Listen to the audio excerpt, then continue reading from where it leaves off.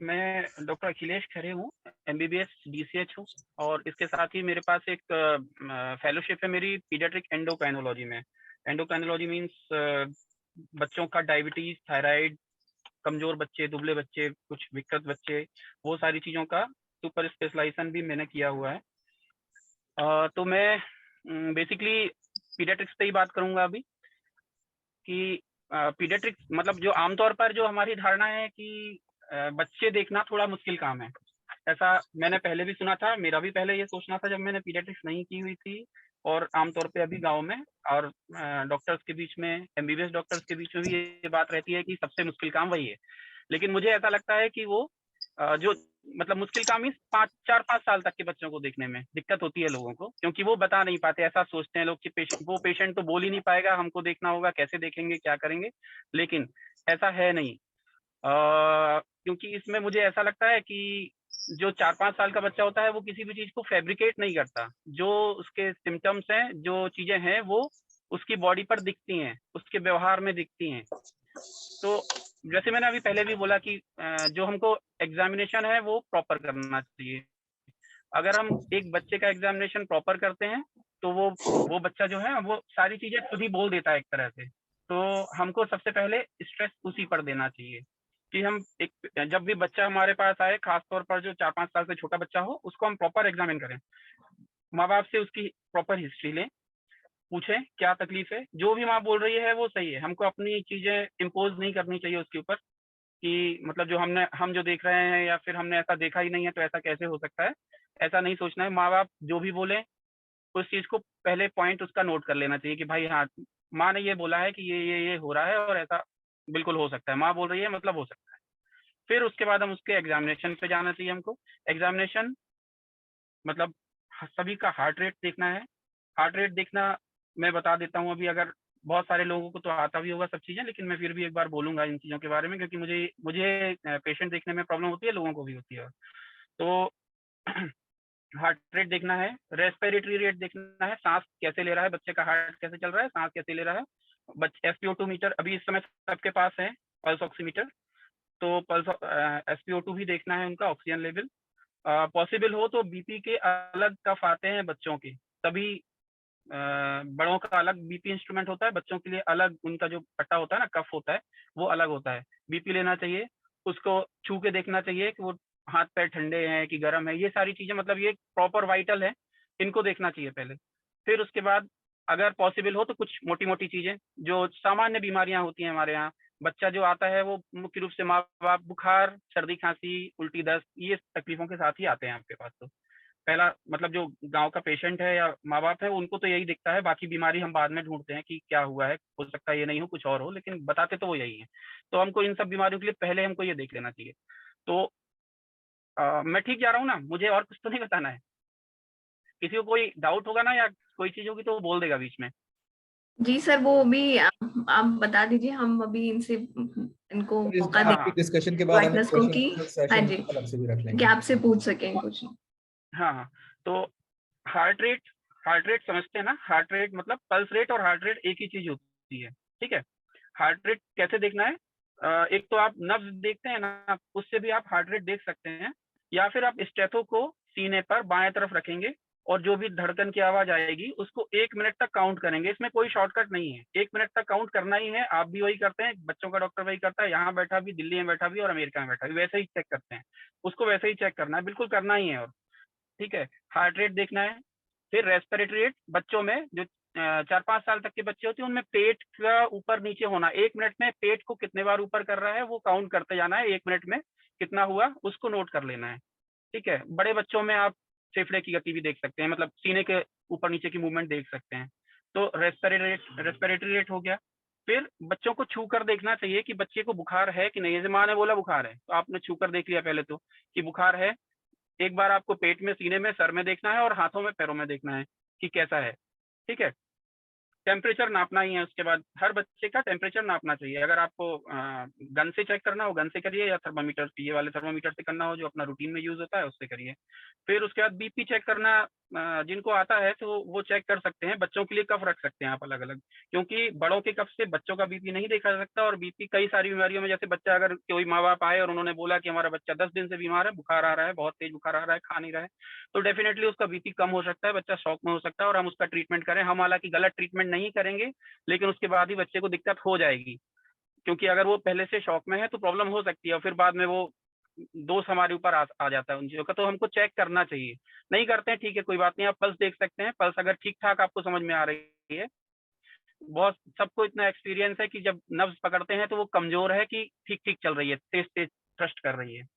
अगर वो ठीक ठीक थ्रस्ट कर रही है तो ठीक है। अगर वो बहुत वीक पल्स फील कर पा रहे हैं आप, तो समझिए कि बच्चे में पानी की कमी है, शॉक बोलते हैं उसको, पानी की कमी है या हार्ट प्रॉपर काम नहीं कर रहा है।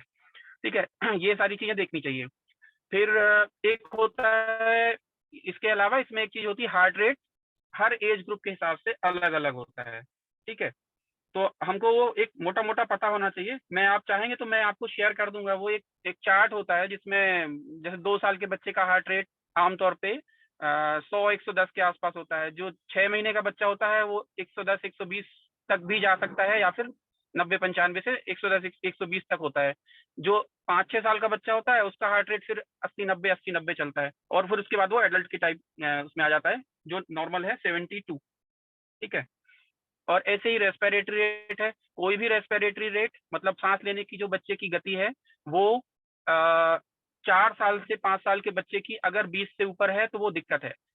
ठीक है, मतलब उसको प्रॉब्लम है, कुछ ना कुछ सांस ले, मतलब फेफड़े में कोई प्रॉब्लम है या और कोई प्रॉब्लम हो सकती है। तो हमको सांस लेने की गति जरूर देखनी चाहिए। छोटे बच्चों में सांस लेने की गति, जो 5-6 महीने का बच्चा है उसमें सांस लेने की गति 30 से 35 के बीच में हो सकती है। उससे बड़े बच्चे में, मतलब 4 साल तक के बच्चे में 25 से 30 के बीच में भी हो सकती है। उसके बाद बच्चों की सांस लेने की गति 20-22-25 तक रहती है, और 4-5 साल के बाद 20 से नीचे ही होती है हमेशा। ठीक है, सांस हार्ट रेट किन किन कंडीशन में बढ़ सकती है। बच्चे को बुखार होता है अगर ना, 1 डिग्री टेम्परेचर अगर बढ़ा, तो बच्चे की हृदय गति जो है, हार्ट रेट या पल्स रेट जो है, वो 10 से बढ़ जाती है 1 डिग्री फ़ारेनहाइट टेम्परेचर बढ़ने पर। ठीक है, तो अगर तेज बुखार होगा तो बच्चे की धड़कन बढ़ जाएगी। ऐसे ही अगर बच्चे में पानी की कमी होगी तो धड़कन बढ़ जाएगी। बच्चे को अगर कोई स्ट्रेस हो रहा है, बच्चा रो रहा है, तो भी बच्चे की धड़कन बढ़ जाएगी। अगर बच्चे का हार्ट वीक है, प्रॉपर काम नहीं कर रहा है, हार्ट वीक है मीन्स कोई हार्ट में कोई और बीमारी, तो भी हार्ट रेट बढ़ी हुई मिलती है कई बार। ठीक है, तो हार्ट रेट हमको इसलिए मेजर करनी है। रेस्पिरेटरी रेट फेफड़े के कॉजेज हो सकते हैं, कारण हो सकते हैं। फेफड़े में बच्चे को निमोनिया है, बच्चे को कोई चीज अटक गई है, कफ रुक गया है, या जो भी चीजें आप सोचते हैं, तो बच्चा तेज तेज सांस लेता है ताकि बराबर ऑक्सीजन उसको पहुंच सके। तो इसलिए हमको रेस्पिरेटरी रेट देखना है।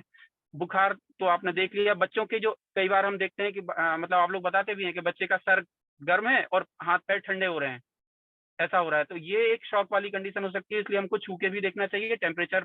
कई बार हम पेरीफेरी में भी, हाथों पैरों में भी चेक करते हैं, लेकिन छू कर देखना चाहिए। अगर बच्चे का सर गर्म है, पेट गर्म है ज्यादा और हाथ पैर ठंडे हैं, तो मतलब बच्चे में पानी कम है। तो हमको फिर मैनेजमेंट का तरीका बदल जाएगा, वो भी मैं बताऊंगा आपको कि फिर बाद में कैसे ये करना होगा। तो ये हो गया। बीपी मैंने बता ही दिया। बच्चे को शॉक की कंडीशन हो सकती है, पानी की कमी हो सकती है, बच्चा हृदय की कोई बीमारी हो सकती है, या कोई लंबे टाइम से कोई बीमारी, लीवर किडनी की बीमारियों में भी बीपी कम हो सकता है। बीपी का भी चार्ट है, वो मैं आपको शेयर कर दूंगा बाद में सर लोगों को, तो वो आपको सभी लोगों को शेयर करेंगे। इसके अलावा अब मैं ये मतलब ये करना है, सभी को करना चाहिए। इससे ही आप पेशेंट को भी सेटिस्फाई कर पाएंगे और अपने ट्रीटमेंट का तरीका बदल पाएंगे, ट्रीटमेंट अच्छे से कर पाएंगे, और जो ऑनलाइन डॉक्टर्स होते हैं उनको भी आप ठीक तरीके से बता पाएंगे। कई सारे लोग हैं जो बहुत अच्छे से करते हैं। सुरेश पटेल जी लोग, मैं उनके पेशेंट बहुत सारे देखता हूँ। वो हमेशा मतलब उनके सारे के सारे वाइटल्स पड़े होते हैं पहले से। जब भी उनका पेशेंट आएगा बिल्कुल टाइम नहीं लगता, क्योंकि वो सारा करके रखते हैं और उसके बाद देते हैं हमको। तो हम देखते हैं पेशेंट को तो तुरंत समझ में आता है कि अरे ये है। उसके बाद हम टारगेटेड पूछते हैं, तुरंत कंसल्टेशन हो जाता है और मेरे ख्याल में पेशेंट ठीक भी रहते हैं। तो एक ये हो गया। दूसरा, अब कुछ सामान्य बीमारियों के बारे में मैं जो हमारे पास सामान्यतः आते हैं लोग, सर्दी खांसी, सामान्य सर्दी खांसी में पेशेंट आता है। मतलब इस समय जो चल रहा है वो सर्दी खांसी है। सर्दी खांसी में क्या, ये सारी चीजें तो हमको देख ही लेनी है। फिर उसके बाद स्टेथो सभी लोग यूज करते हैं। उसको थोड़ा सा, हर पेशेंट को, नॉर्मल पेशेंट हो, मतलब कोई भी पेशेंट आपके पास किसी भी तरह से आ रहा है, फेफड़े पर दोनों तरफ थोड़ी थोड़ी देर के लिए रखा करिए। रखने से क्या होगा, एक नॉर्मल पेशेंट का भी आपको फेफड़े की आवाजें समझ में आएंगी, और कई बार जब फिर एबनॉर्मल आएगा ना, जब किसी को निमोनिया है या कोई और बीमारी है, तो उसकी भी आवाजें आपको समझ में आएंगी। तो कम से कम आप नॉर्मल और एबनॉर्मल को डिफरेंशिएट कर पाएंगे कि ये सामान्य आदमी में जैसे अपने पे ही रख के देखा तो हमारी सांस की आवाज ऐसी थी, फिर इस पेशेंट की आवाज तो ऐसे ऐसे आ रही है, मतलब कुछ तो गड़बड़ है इसको, तो वो आप बता पाएंगे और उसको आप समझ भी पाएंगे बाद में। जब कई बार आप ऑनलाइन डॉक्टर से कंसल्ट करेंगे और आप उनको बताएंगे कि ये इस तरह से आवाज आ रही है मुझे, तो वो आपको हर बार बताएंगे, तो धीरे धीरे करके दिमाग में चीजें आती जाएंगी कि अच्छा ये इस तरह से डॉक्टर साहब ने ऐसे बोला था, तो ये मतलब ये बीमारी हो रही है। तो सर्दी खांसी का जब पेशेंट आएगा तो सारे वाइटल्स लीजिए, उसके बाद उसकी सांस लेने की गति लीजिए, और उसके बाद आप, हाँ एक और चीज में, जब भी आप सर्दी खांसी के पेशेंट को देखें तो उसके सारे कपड़े, ऊपर से सारे कपड़े हटा देने चाहिए, फेफड़े और पेट उनका बेयर दिखना चाहिए। बच्चे को एग्जामिन तब करना चाहिए और डॉक्टर साहब को भी जब दिखाना चाहिए तो तब दिखाना चाहिए जब बच्चा रो नहीं रहा हो। जल्दबाजी कोई जरूरी नहीं है, बच्चा आप समझता नहीं है इस चीज को कि आप क्या कर रहे हैं और क्या नहीं, उसको तो मतलब वो जो करना चाहता है वो करता है। तो जब बच्चा शांत हो उस टाइम पे आप बच्चे को दिखाइए, और उस टाइम पे बच्चे को देखिए, एग्जामिन भी करिए। रोते हुए बच्चे को किसी भी तरह से आप एग्जामिन नहीं कर पाएंगे ढंग से। थोड़ी देर रुका के रखिए, अपने पास रखिए उसको, तब वो बच्चा थोड़ी देर में हैबिचुअल शांत हो जाता है, और उसके बाद एग्जामिन करिए। तो बच्चे के सारे ऊपर के कपड़े हटा दीजिए, उसको चेस्ट पर स्टेथो रख के देख लीजिए, वाइटल्स देख लीजिए, और उसके बाद एक और चीज जो सर्दी खांसी के पेशेंट में देखनी होती है, पसली चलना बोलते हैं, सभी लोग समझते हैं वैसे उसको, पसली चलती है, प्रैक्टिशनर आमतौर पे ये चीज बोलते भी हैं, गांव के मरीज भी आता है, वही बोलता है हमारे बच्चे की पसली चल रही है। पसली चलना इन द सेंस कि जो नीचे की पसलियां होती हैं वहां पर जब बच्चा सांस लेता है तो गड्ढे पड़ते दिखाई देते हैं, उसको पसली चलना बोलते हैं, और उसको हम लोग रिट्रैक्शन बोलते हैं। ठीक है, तो रिट्रैक्शन एक बड़ी चीज है। रिट्रैक्शन अगर किसी बच्चे को आ रहे हैं, मतलब उसके फेफड़े में, मतलब उसको सांस लेने में दिक्कत है या फेफड़े में कोई बीमारी हो रही है, जैसे कि निमोनिया हो सकता है आमतौर पर। ठीक है, तो उस चीज को देखना है। तो जब निमोनिया मतलब सर्दी खांसी का बच्चा आएगा तो आपको वाइटल देखने हैं, बच्चे की सांस लेने की गति देखनी है सारी, और उसके रिट्रैक्शन देखने हैं। अगर रिट्रैक्शन आ रहे हैं तो मतलब बच्चा थोड़ा गंभीर रूप से बीमार है, और वो आपको बताना भी है, ऑनलाइन डॉक्टर को बताना है, और आपकी प्रैक्टिस में भी वो काम आएगा कि अगर ये सब कुछ हो रहा है तो मतलब हमको फेफड़े में कफ है और हमको उसको हटाने के लिए कुछ ना कुछ करना पड़ेगा।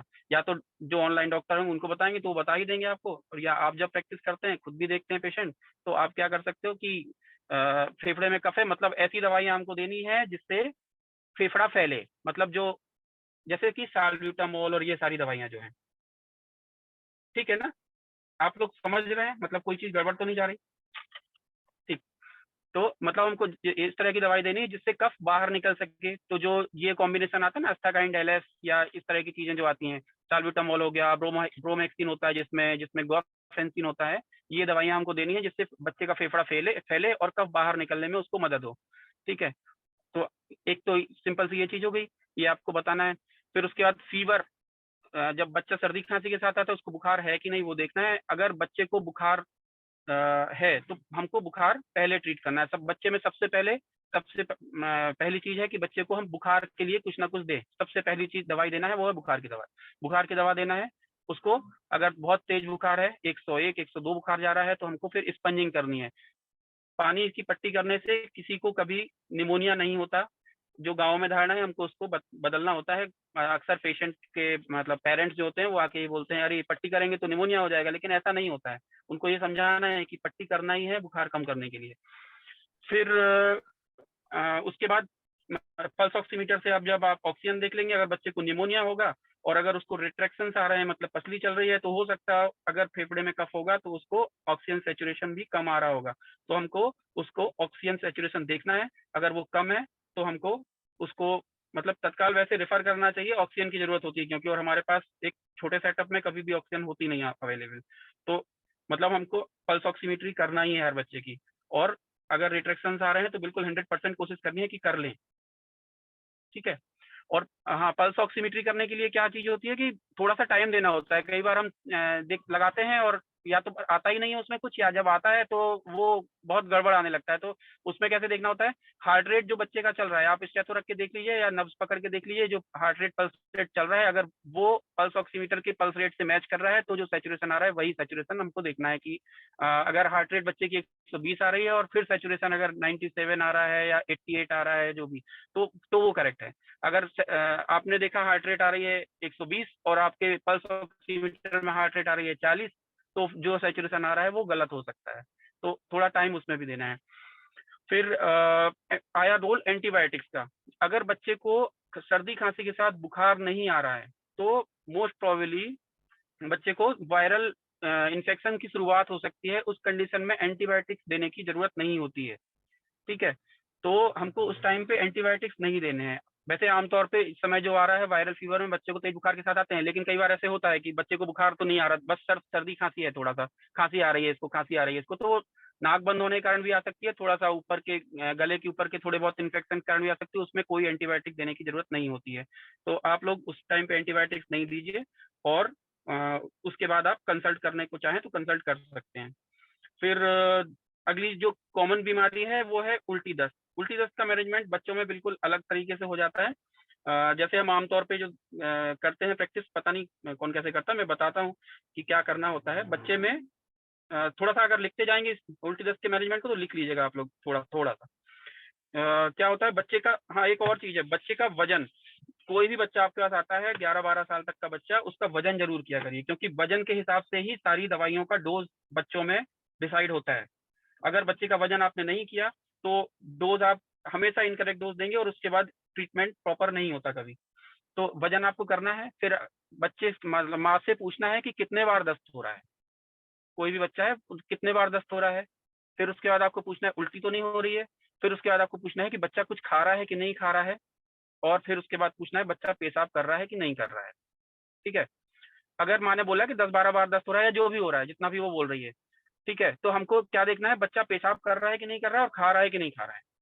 ठीक है, अगर बच्चा पेशाब नहीं कर रहा है इसका मतलब पानी कम हो रहा है उसको, और अगर खा नहीं रहा है तो डेफिनेटली वो अभी सब कुछ ठीक होगा, लेकिन अगर खाएगा नहीं, कुछ पिएगा नहीं, तो उसके अंदर पानी की कमी हो जाएगी। और उल्टी दस्त में पानी की कमी से ही बच्चे को प्रॉब्लम होती है। उल्टी दस्त अपने आप में कभी कोई प्रॉब्लम क्रिएट नहीं करता। ठीक है, और आमतौर पर जो बच्चों का डायरिया होता है 5-6 साल तक के बच्चों में, तो खास तौर पर वायरल डायरिया होता है, उसमें एंटीबायोटिक्स का कोई रोल नहीं होता। आप कोई भी एंटीबायोटिक देके दस्त नहीं रोक सकते। और इसके मैनेजमेंट को मैं बताता हूँ। बच्चे में क्या है, हमको दो तरह से देखना होता है, बच्चे को पानी की कमी हो रही है या पानी की कमी नहीं हो रही है। ठीक, अगर एक बच्चा आया, माँ ने बोला, कितने भी बार बोल रही है, माँ ने बोला कि बच्चे को 10 बार दस्त हो रहा है, तो हमको क्या पूछना है, मैंने जैसे बताया कि बच्चा खा रहा है कि नहीं खा रहा है, पेशाब कर रहा है कि नहीं कर रहा है, दो चीजें। अगर बच्चा खा रहा है तो ठीक, अगर पेशाब कर रहा है तो ठीक। फिर बच्चा बहुत ज्यादा चिड़चिड़ा या बहुत ज्यादा सुस्त तो नहीं है, वो आपको देख लेना, वाइटल्स आपको देख ही लेने हैं।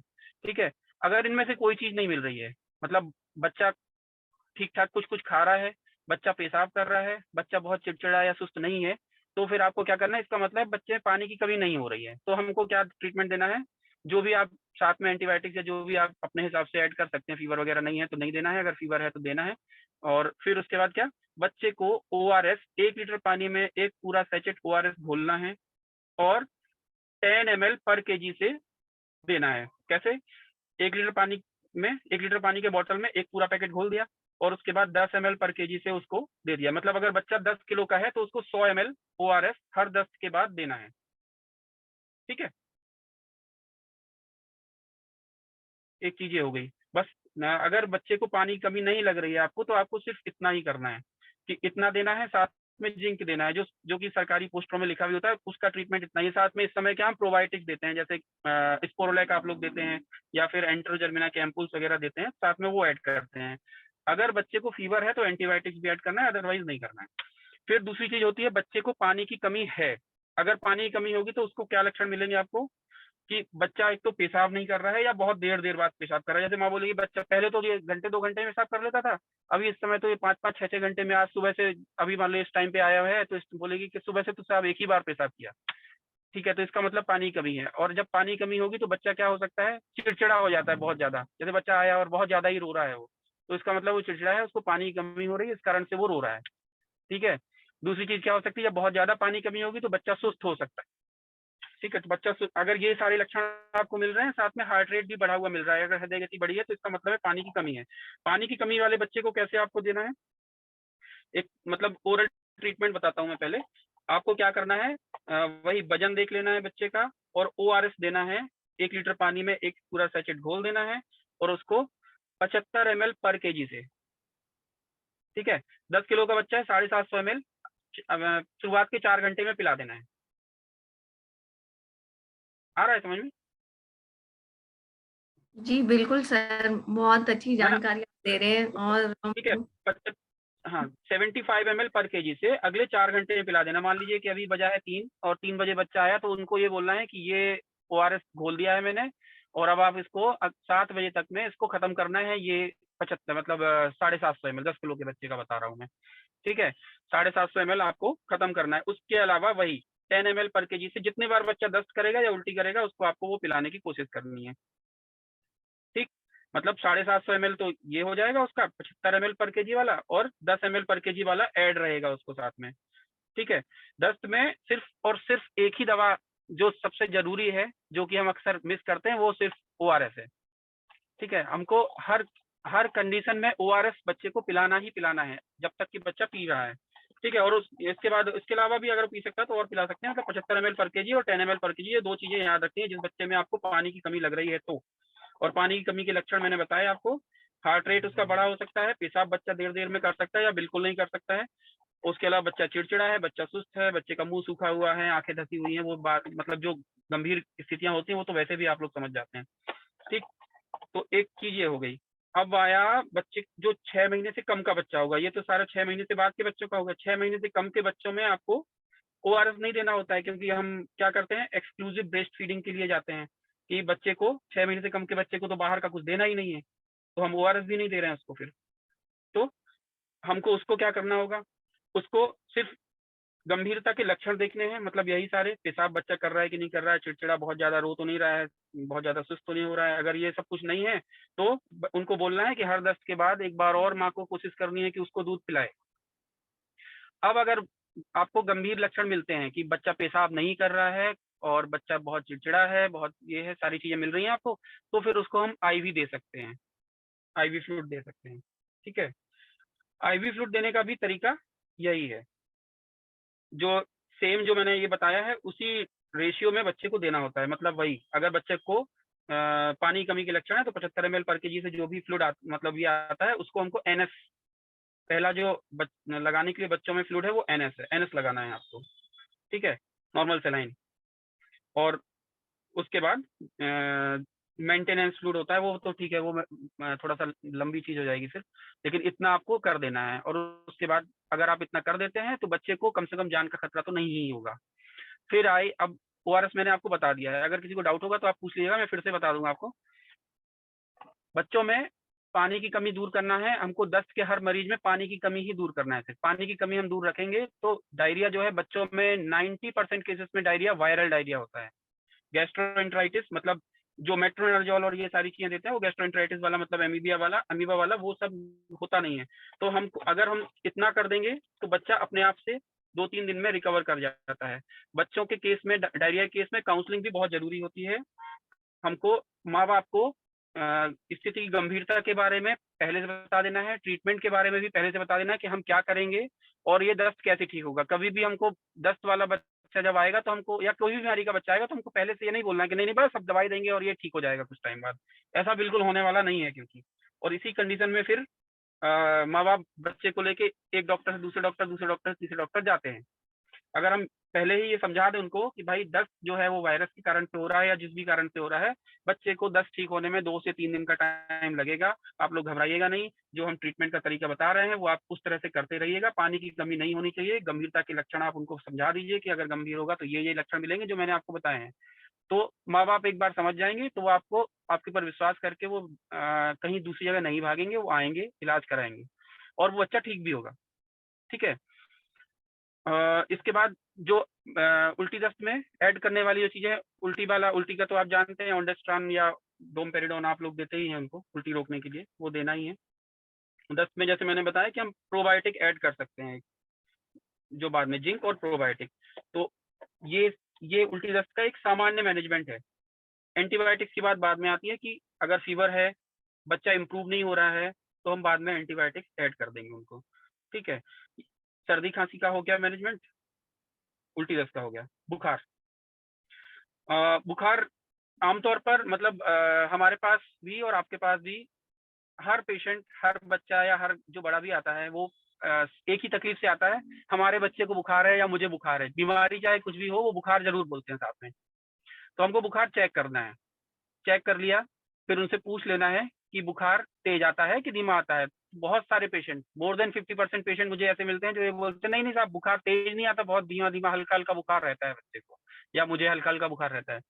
तो बुखार को चेक करना है। जरूरी नहीं है कि वो बुखार बोल रहा है, हो सकता है कि उसको सिर्फ सिर दर्द हो और वो बोलता है बुखार है, हाथ पैर में दर्द है तो भी वो बोलते हैं बुखार है, या कोई और बीमारी, कोई हार्ट की बीमारी है, कोई किडनी की बीमारी है, कोई कोई किसी भी तरह की कोई बीमारी है और उसमें भी वो बुखार ही बोलते हैं। तो बुखार को हम चेक करना है, अननेसेसरी हमको एंटीबायोटिक्स और एंटीपायरेटिक्स ऐड नहीं करने हैं। आप जैसे गांव में प्रैक्टिस कर रहे हैं या किसी जगह पर प्रैक्टिस कर रहे हैं तो पेशेंट बंधे हुए होते हैं, वो लगभग आप एक एरिया के पेशेंट आपके पास आ रहे होते हैं और वो बार बार आ सकते हैं। तो आप उनको 2 बार 3 बार बुला सकते हैं, बुला लीजिए, हम बुखार चेक करेंगे आपका, आप आइएगा, थोड़ा सा प्राइमरी ट्रीटमेंट देके। बुखार के साथ, बुखार जब आपने चेक किया, बुखार के साथ आपको वाइटल्स चेक करने हैं और उसके बाद जो जरूरी जांचें हैं वो आपको कुछ जांचें करवा के देख लेनी है। जैसे उन्होंने अगर बुखार बोला है कि तेज बुखार आ रहा है तो मलेरिया, टाइफाइड, ये सारी चीजें आप जानते ही हैं कि ये सब चीजें करा के देख लेनी है, सीबीसी करा के देख लेनी है। फिर इसके बाद हो गया और कौन से मरीज आते हैं। हाँ, अब आती है दवाओं के डोज की बात।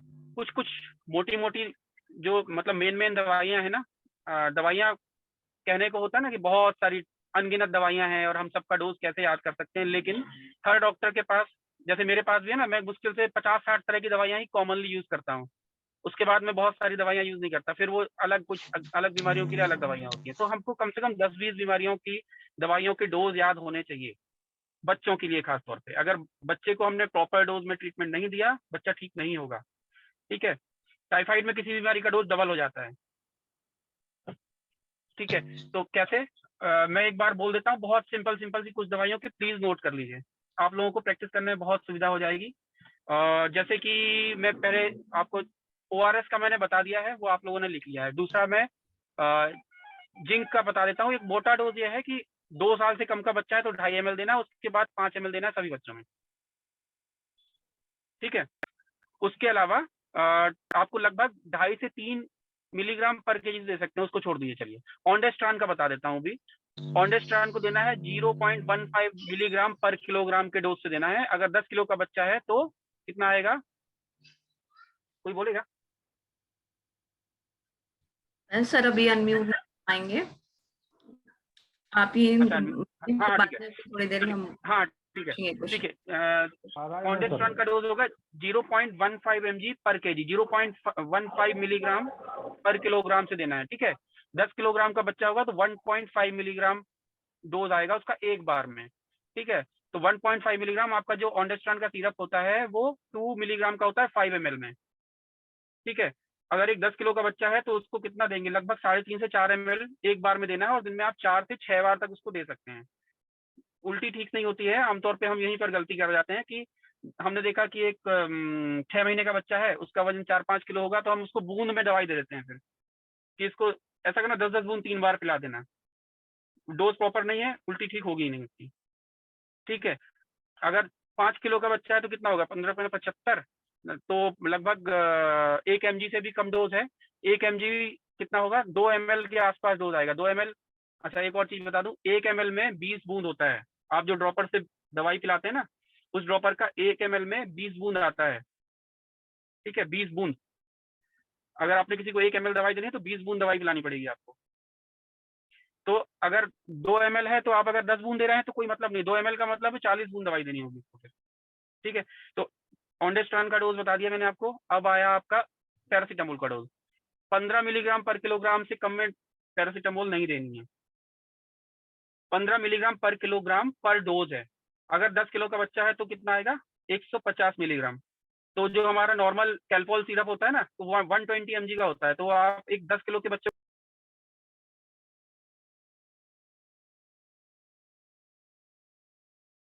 को, आवाज आ रही है मेरी? हाँ जी सर, आ रही है।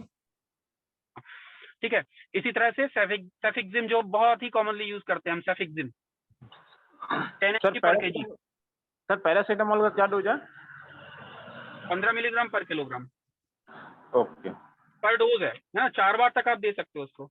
Okay sir. ठीक है। सेफिक्सिम 10 mg पर केजी, 10 मिलीग्राम पर किलोग्राम से मतलब ये पूरे दिन का डोज है। इसको आपको 2 बार में देना है डिवाइड करके, मतलब एक बार की डोज 5 मिलीग्राम पर किलोग्राम होगी। तो मतलब 10 किलो का बच्चा है तो 100 mg उसको जाएगा। ठीक है। ये पूरे दिन का है तो 50 mg सुबह, 50 mg शाम को। ठीक है। मेट्रोनिडाजोल जो आप देते हैं, मेट्रोनिडाजोल का डोज है 20 mg पर केजी पर डे, 20 मिलीग्राम पर किलोग्राम एक दिन का। और इसको लगभग 3 बार डिवाइड करके देते हैं हम, वैसे 2 बार दे सकते हैं आप। ठीक है। 20 मिलीग्राम पर किलोग्राम, 10 किलोग्राम का बच्चा है तो उसका टोटल दिन भर का डोज होगा 200 मिलीग्राम। जो मेट्रोनिडाजोल का सिरप आता है फ्लैजिल, उसमें रहता है 5 ml में 200 mg। ठीक है। तो मतलब 5 ml पूरे दिन के लिए सफिशियंट है, उसको 1.5 ml 3 बार दे सकते हैं। फिर पैरासीटामोल हो गया, ये हो गया। डाइसाइक्लोमाइन जो पेट दर्द का जो सिरप होता है ना, उसको हम ऐसे देते हैं कि 2 साल से कम उम्र के बच्चे को लगभग 2.5 ml के हिसाब से जो क्या बोलते हैं, क्लोमिन सिरप आता है। ठीक है। और 2 साल से ज्यादा के बच्चे को फिर 5 ml देना है, और वो दिन में 3 से 4 बार रिपीट कर सकते हैं। फिर कौन सा बचा सर? सिट्रिजिन।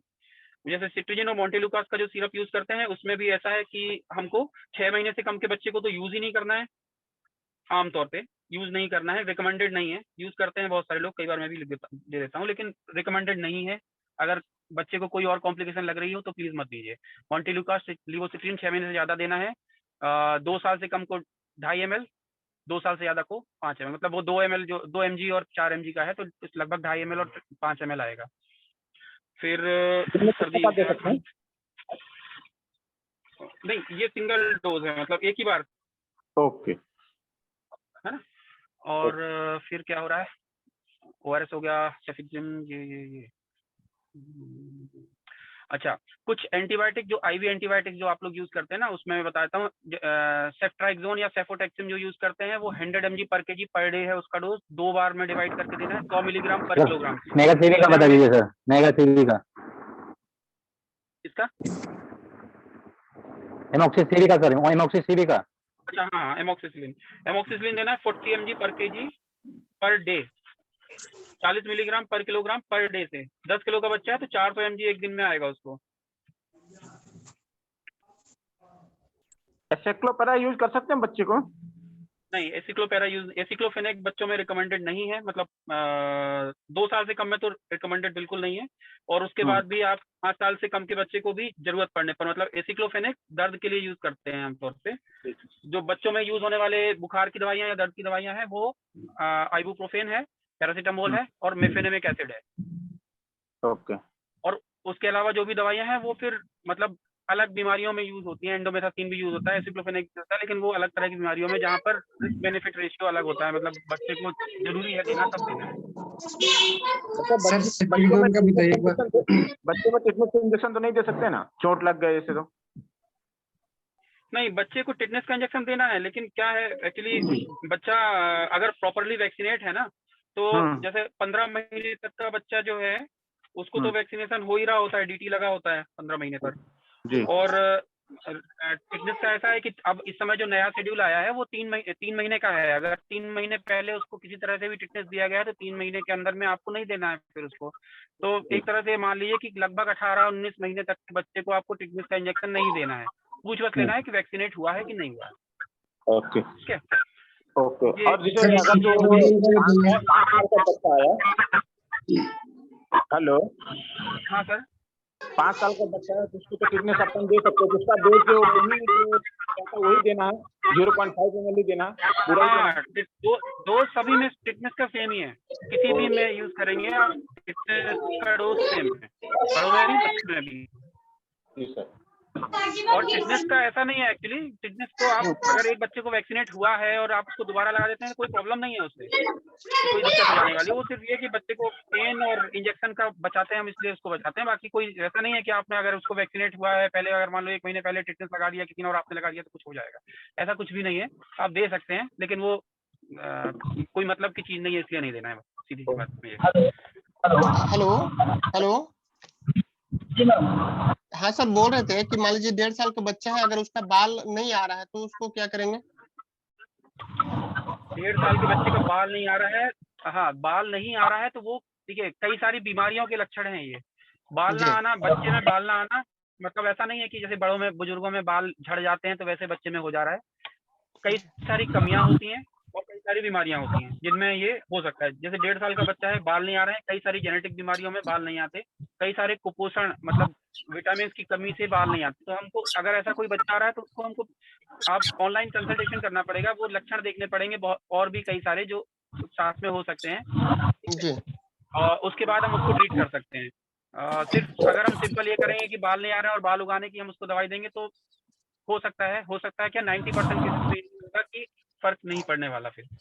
नहीं, बाल आ रहा है सर, लेकिन बट उतना नहीं आ रहा जितना ग्रोथ करना चाहिए। नहीं तो वो वही मैं बोल रहा हूँ, तो हो सकता है उसको विटामिन कम हो, कुछ और लक्षण मिलेंगे आपको। तो सबसे पहले इसीलिए अच्छा एक और चीज मैं बता दूं आपको कि बच्चा जो है ना अगर जैसे बच्चे का वजन लेना इसलिए जरूरी क्योंकि बच्चा अगर कुपोषित है, ठीक है, कुपोषण मतलब एक आप लोग जैसे भी समझते हो कुपोषण एक बड़ी ही कॉमन चीज है। गरीब घरों के बच्चों में और बड़े घरों के बच्चों में भी कुपोषण बहुत ही कॉमन है। मैं मतलब अपने यहाँ का अपने यहाँ की डिस्ट्रिक्ट का इंचार्ज हूँ मैं कुपोषण के लिए, तो मैं देखता हूँ तो बहुत अच्छे घरों के बच्चे कुपोषित मिलते हैं मुझे। कुपोषण सिर्फ खाने की कमी से नहीं होता है, कई सारी बीमारियों के कारण कुपोषण हो सकता है, खाने पीने की गलत आदतों के कारण कुपोषण हो सकता है। जैसे आजकल आमतौर पर जो हमारे यहाँ ट्रेंड हो गया है कि बच्चे को बाहर की चीजें और कुछ भी स्नैक्स और ये सारी चीजें बहुत ज्यादा यूज कर रहे हैं, बड़े घरों के बच्चे थोड़ा ज्यादा यूज करते हैं, इस कारण से उनको भी कुपोषण मिलता है। कई बार हमको खाने पीने की सही आदतें ही पता नहीं होती, कैसे बच्चे को कितना पतला खाना देना है, कितने बार देना है, तो इसके कारण से भी कुपोषण बहुत ज्यादा ही कॉमन हो गया है। तो अगर बच्चे का वजन हमने ले लिया और बच्चे का वजन हमको उम्र के हिसाब से वजन कम मिल रहा है तो इसका मतलब ये हो सकता है कि बच्चा कुपोषित हो। और बच्चा जब कुपोषित होगा तो उसको ये सारे लक्षण जो आप बोल रहे हैं ना, बाल नहीं आ रहे हैं, दांत जल्दी नहीं आ रहे हैं, बच्चा बहुत चिड़चिड़ा हो रहा है, बच्चा खा नहीं रहा है, बच्चा बार बार बीमार पड़ रहा है, तो ये सारी चीजें मिल सकती हैं। तो हम बच्चों में जैसे मैंने बोला ना कि क्या होता है कि बच्चा कहने के लिए होता है कि बच्चा बता नहीं सकता और मतलब उसको ट्रीटमेंट करना उसका मुश्किल है थोड़ा, लेकिन एक्चुअली बच्चा अगर आप उसको प्रॉपर एग्जामिन कर लेना तो बच्चा सब कुछ बता देता है कि हमको ये हो रहा है और ये इसका कारण हो सकता है। तो आप जो मेन फिर उसके बाद आपने एक बार देख लिया, एग्जामिन कर लिया और उसके बाद आपने उसके कारण निकाल लिए तो आप बिल्कुल आप इजीली आप देख लीजिए कि आपको क्या करना है। हेलो हेलो हाँ सर, गुड इवनिंग सर, मेरा एक सवाल है। हेलो हाँ बोलिए सर। हेलो हेलो हाँ सर। हाँ सर, आवाज आ रही है? हाँ मेरे को तो आ रही है सर। सर मैं ये पूछना चाहता था कि कुछ यानी आपने बताया कि इंट्रोजर्मिना जो आता है एम्पुल बच्चों के लिए इसमें लूज मोशन में, तो सर इसमें मतलब डिहाइड्रेट बच्चों को देना है या फिर जिनमें पानी की कमी नहीं उन्हें देना है? नहीं एंट्रोजर्मिना, हाँ एंट्रोजर्मिना एक्चुअली क्या है, एक प्रोबायोटिक है। ऐसा मानते हैं कि हमारे गट में बहुत सारे बैक्टीरिया होते हैं, मतलब हमारी आंतों में, ठीक है, जो हमारी मतलब डाइजेशन को ठीक करने में मदद करते हैं आमतौर पर, मतलब होते हैं नेचुरली। जब बच्चे को दस्त होता है तो क्योंकि फ्लो से पानी बाहर निकल रहा होता है, दस्त होता है मतलब कई बार पानी बाहर जा रहा है, उसके कारण से वो जो बैक्टीरिया है वो बाहर निकल गए, जो पेट के अच्छे बैक्टीरिया हैं। दूसरी चीज क्या हो सकती है, पेट में थोड़ा बहुत जो इन्फेक्शन होगा तो इन्फेक्शन के कारण से वो जो बैक्टीरिया है वो नष्ट हो गए, ठीक है, या फिर हमने जैसे किसी ने एंटीबायोटिक दे दिए जल्दी जल्दी तो एंटीबायोटिक के कारण से भी अच्छे बैक्टीरिया नष्ट हो गए। हम उनकी कमी को पूरा करने के लिए एंट्रोजर्मिना देते हैं, ठीक है। एंट्रोजर्मिना मतलब दस्त को बंद करने की दवा नहीं है वो, बस ये है कि हम इसलिए एंट्रोजर्मिना या मतलब जो भी प्रोबायोटिक, एंट्रोजर्मिना को मैं पर्टिकुलर नहीं बोल रहा, मतलब कोई भी आप जो देते हो ना, स्पोरोलैक, एंट्रोजर्मिना, एंट्रोफ्लोरा, जो भी, तो वो सिर्फ वो जो फ्लोरा है ना, गुड फ्लोरा, जो अच्छे बैक्टीरिया है उनको वहां पर जाकर बढ़ाता है। तो जब ये हम अकेला दस्त में नहीं देते हैं, एंटीबायोटिक्स जब देते हैं ना हम किसी पेशेंट को, लंबे टाइम तक एंटीबायोटिक्स दे रहे हैं, तब भी हम ये सारी चीजें ऐड कर सकते हैं। अच्छा सर, ठीक एक है, एक वो सवाल और था सर। हेलो हम्म, सर, ऐसे किसी पेशेंट्स को ये बच्चा है more than less than 12 year है और उसको फ्लूटुलेंस की प्रॉब्लम रहती है, एब्डोमिनल पेन रिपीट होता है बार बार, तो उस कंडीशन में भी सर क्या मतलब ये एंड्रोजर्मेना या एंडोफ्लोरा दे सकते हैं? बिल्कुल दे सकते हैं। मैंने बताया ना कि गुड बैक्टीरिया हैं वो पेट में नेचुरली जो रहते हैं उनको बढ़ाने में मदद करता है ये, और बैड बैक्टीरिया को नष्ट भी करता है थोड़ा। तो आप मतलब ये देंगे तो अगर हो सकता है, मतलब देखिए बच्चों में सामान्य जो चीजें हैं वो वायरल बीमारियां और बुखार उखार, ये सारी उल्टी दस्त बुखार, ये सारी चीजें। इसके अलावा आपको कोई भी लक्षण मिल रहा है, पेट दर्द हो रहा है, गैस बार बार बन रही है, बार बार उल्टी हो रही है, सर दुख रहा है, कुछ भी चीज एबनॉर्मल कोई भी चीज मिल रही है, इसका मतलब है कि बच्चे को कोई दूसरी चीज है, तो वो किसी भी कारण से हो सकती है। तो आप जैसे बोल रहे हैं कि इसके ये दे सकते हैं, तो हाँ दे सकते हैं, क्योंकि ये भी एक कारण हो सकता है कि बच्चे के सर एक बैक्टीरिया ओके नष्ट हो गए। सर एक चीज और पूछना था। जिन बच्चों में सर भूख कम लगती है, तो सर उसमें जो साइप्रोहेप्टाडीन है वो कैसे, क्या डोज रहता है सर उसका? बच्चों में सिप्रोहेप्टाडीन यूज नहीं होता। अच्छा, बच्चों मतलब में मैंने कई बार कुछ देखा खास था दिन, लेकिन ड्रॉप ड्रॉप दे तो देते सर हैं। आता है उसका। हेलो, ड्रॉप तो हाँ आता है सर उसका सिप्रोडोलिन का, साइपोन। नहीं नहीं, हाँ आता है, लेकिन वो ना दूसरी बीमारियों में यूज होता है। सिप्रोहेप्टाडीन अच्छा का डोज, जो हाँ, ड्रॉप्स जो है ना, वो बच्चों के माइग्रेन में, क्रॉनिक वोमिटिंग वाला की बीमारी होती है उसमें, बच्चों के सीडेशन के लिए यूज होता है। तो भूख बढ़ाने के लिए सिप्रोहेप्टाडीन का यूज बच्चों में रिकमेंडेड नहीं है आमतौर अच्छा, पर। कुछ लूज बीमारियों मोशन में में देने, लूज मोशन में भी दिया जाता है क्या साइपोन ड्रॉप? नहीं सर, नहीं सर। तो अच्छा, सर ये इसमें एनोरेक्सिया सर के लिए क्या देना है सर फिर? बच्चों में भूख नहीं लग रही है ना, अगर, मैंने फिर वही बोलूंगा, जी बच्चों को अगर भूख नहीं लग रही है तो उसका कारण होगा या तो कोई बीमारी हो सकती है, लीवर की बीमारी, कोई इन्फेक्शन, या फिर उसको कोई विटामिन की कमी। तो हमको पहले कॉज देखना होगा कि क्या है, उसके बाद देना। अगर भूख नहीं लग रही है तो सबसे सिंपल तरीका है कि हम लाइसिन ऐड कर दें या थाइमिन ऐड कर दें। थाइमिन जैसे पॉलीबियान क्या होता है सर? ना, अच्छा, पॉलीविन। पॉलीबियान एल, इस टाइप की चीज, मतलब लाइसिन या थाइमिन। थाइमिन मतलब आमतौर पर विटामिन B1 से लेके B3 की कमी से बच्चों में भूख कम हो जाती है। सर एक सवाल लाइकोपिन मेरा भी ड्रॉप है। आते हैं बच्चों के लिए, वो दे सकते हैं? लाइकोपिन एंटीऑक्सीडेंट, लाइकोपिन में मल्टीविटामिन। कोई भी दवाई लाइकोपिन वगैरह, मतलब आप दे तो सकते हैं, लाइकोपिन दे सकते हैं, कोई बात नहीं, उसमें आप दे सकते हो, लेकिन उसका यूज क्या है वहां पर, मतलब उसका बेसिकली कोई यूज नहीं है बच्चों में। एंटीऑक्सीडेंट्स आपको सिर्फ तब ऐड करने होते हैं जब बच्चों में कोई ऐसी बीमारी हो। सर एक सवाल तो मेरा आप भी है। हाँ हेलो हेलो सर, सुन पा रहे सर, हैं मुझे? हेलो हेलो, हेलो हाँ सुन पा रहा हूँ। ये बोल हाँ रहे थे ना सर, बच्चा के लिए कोई अगर चर्म रोग हो, दिनाय खुजली, तो उसमें फ्लूकोनाजोल का पाउडर या टेबलेट रिकमेंड है? हाँ प्रोमेथाजिन बिल्कुल। वाटमेंट उसमें जो है अच्छा रिक्वायरमेंट है। प्रोमेथाजिन कैसे? का जो वाटमेंट आता है, हाँ।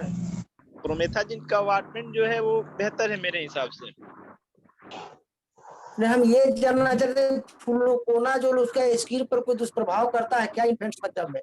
नहीं दे सकते हैं, मतलब 1 दिन के बच्चे को भी यूज करते हैं फ्लूकोनाजोल। डोज फ्लूकोनाजोल का पता जो होना चाहिए, 6 mg म्यूफोर्स पर पाउडर केजी। वगैरह जो आता है, वो म्यूफोर्स पाउडर आता है, जैसे गमहोरी उमहोरी हो गया गर्मी के वजह से। हाँ दे सकते हैं सर एक सवाल मेरा समझ भी रहे है। हैं? हेलो जी। हाँ सर, अभी जो आजकल एक बच्चों में खास तौर से पेडियाट्रिक में कार्डियक प्रॉब्लम चला है, VDS और ADS नामक बीमारी। सर इसका सिम्टम क्या है? पीडीए बोल रहे हैं? हाँ VDS और ADS। VDS ADS, VSD, हाँ VST। हाँ हाँ VSD सर ASD।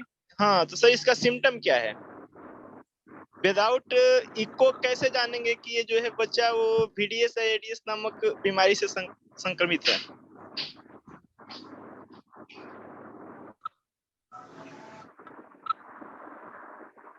सुन पा रहे हैं सर मुझे?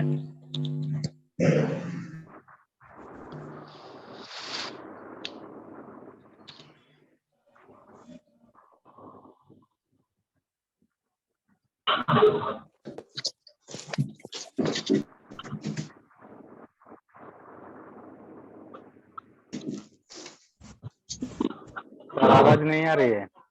हाँ सर, सुन पा रहे हैं मुझे आप? हेलो सर आप जो बोल रहे हैं ना बीएससी और एएसडी, हेलो। ये सर आवाज आ रही है? हाँ सर, आवाज नहीं मिल रही है आपकी। अभी मिल रही है? मुझे तो नहीं मिल रही है, बाकी लोगों को पता नहीं सर। हेलो आवाज कट रही है बीच बीच में। हेलो। हाँ sir hello hello hello hello hello. भी हो सकता है सर का कनेक्शन में थोड़ा इशू आ रहा हो। हेलो मिनट अभी होंगे। आवाज सर को कनेक्ट किया जाए। हेलो। आई थिंक बाकी हम सब अपना म्यूट कर लेंगे तो फिर शायद आवाज ठीक से आएगी। Hello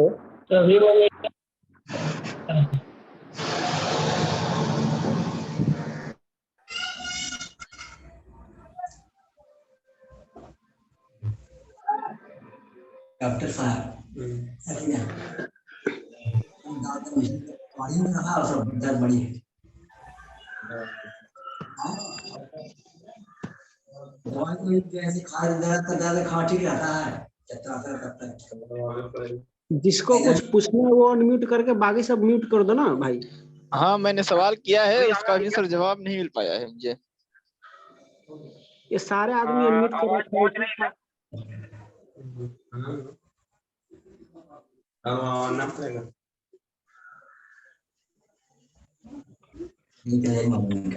hello.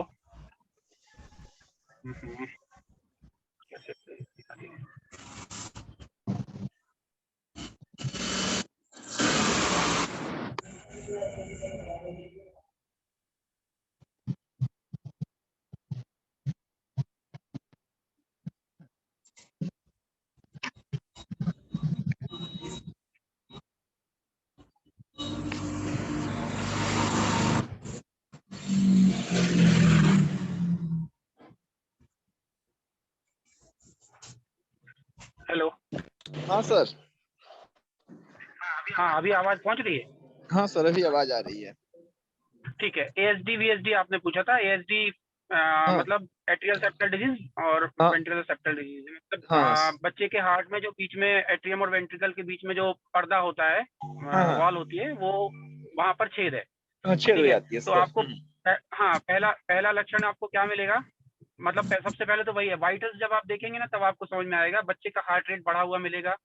ठीक है, बच्चे का सांस बहुत तेज लेता हुआ बच्चा दिख सकता है। बच्चे के हार्ट में जो असामान्य साउंड है, मरमर्स बोलते हैं जिनको, वो आपको दिख सकते हैं। दूसरा जो आपको ऊपर से दिखेगा वो दिखेगा, बच्चा नीला हो सकता है, हाथ पैर उसके नीले से दिख सकते हैं आपको। ठीक है, हाथ उंगलियों के नाखून और ये सारी चीजें। और बच्चा बहुत तेज तेज सांस ले रहा होगा, रिट्रैक्शंस मिलेंगी जो ऊपर से दिखेगा आपको।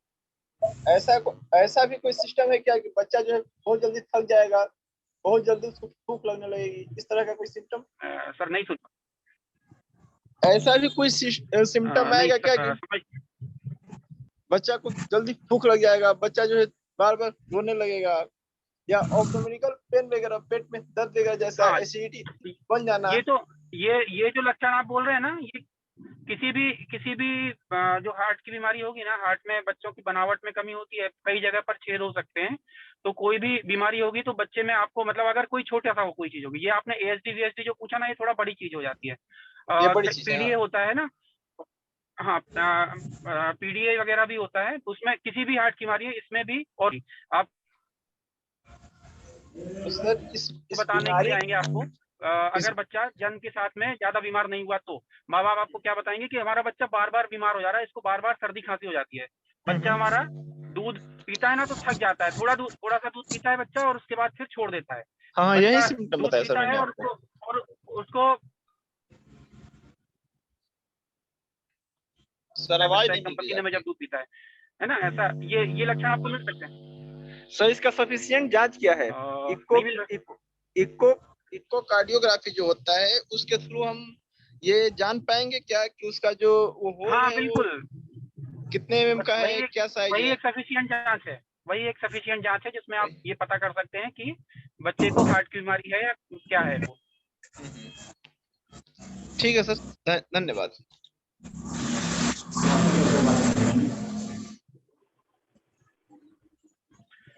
और कोई क्वेश्चन है क्या, या और कोई बात जो छूट गई हो वो मुझे बता दें तो मैं उसके बारे में थोड़ा बात कर लूं।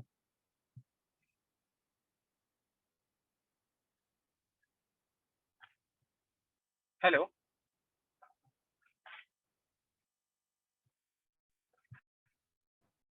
Hello hello. सर, ये हाँ मैम, कोई बात और जो टॉपिक। सर मेरे ख्याल से अभी सब कुछ ही कवर हो गया है, और बहुत ही लाभदायक जानकारी आपने दी हेल्थ पार्टनर को। आशा करती हूँ कि सभी हेल्थ पार्टनर की जानकारी जो है उपयोगी रहेगी। तो सर आज का हम ये वेबिनार यही समाप्त करते हैं। हाँ बस। सर जी ठीक है सर, तो मैं डॉक्टर अखिलेश और सारे हेल्थ पार्टनर का बहुत बहुत शुक्रिया करती हूँ कि अपना कीमती समय आपने इस वेबिनार के लिए दिया। इन फ्यूचर हम और सर से बात करेंगे अलग अलग वेबिनार में। Hello, thank you ma'am. मैं ना हेलो, जो नॉर्मल हेलो सर एक बात करना है, जो चार्ट है एक और सवाल है जो नॉर्मल ड्रग। सर। हाँ हाँ अरे एक लास्ट सवाल हाँ बोलिए। है। अभी 5 साल का बच्चा, उसको डिसेंट्री हो रहा है और साथ में बुखार भी है, तो उसमें आईवी पैरा सही रहेगा या NAFTA-HCDS में जो भी रहेगा फार्मूला, वो दोनों में कौन बेटर रहेगा बुखार के लिए? डिसेंट्री भी हो रहा है उसको। नहीं देखिए, मतलब इसमें क्या है,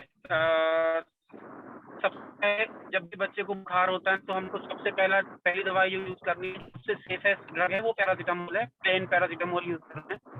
उसके बाद फिर हमको कॉम्बिनेशन ड्रग यूज करने हैं अगर कंट्रोल नहीं हो रहा है तो। मतलब हमको पहले मेफेनेमिक एसिड पैरासीटामोल यूज नहीं करना है, पहले हमको पैरासीटामोल यूज करना है और उसके बाद आप अगर नहीं ठीक हो रहा है तो आपको आइवोपैरा यूज करना है और उसके बाद फिर आपको मेफेनेमिक एसिड पैरासीटामोल यूज करना है, क्योंकि वो ज्यादा स्ट्रॉन्ग सप्रेस करती है सिस्टम को मेफेनेमिक एसिड, है ना। तो मतलब मेरा मतलब पहले आपको आइवोपैरा यूज करना है, जो आपने 2 ऑप्शन दी। Okay sir. तो मैं ये बोल रहा था कि मैं नॉर्मल ड्रग्स के जो चार्ट हैं, ड्रग जो कॉमनली यूज ड्रग्स हैं उनके डोजेस और नॉर्मल वाइटल्स के जो रेंज है बच्चों के, वो मैं शेयर कर दूंगा मैडम के साथ, आप मैडम से ले लीजिए। जी और सर, मैं बिल्कुल ताकि आप लोग ठीक तरीके से ट्रीट कर सकें ना। सर 10 साल के बच्चे को एसेक्लोपैरा और सेरिपेप्टाइड यूज कर सकते हैं?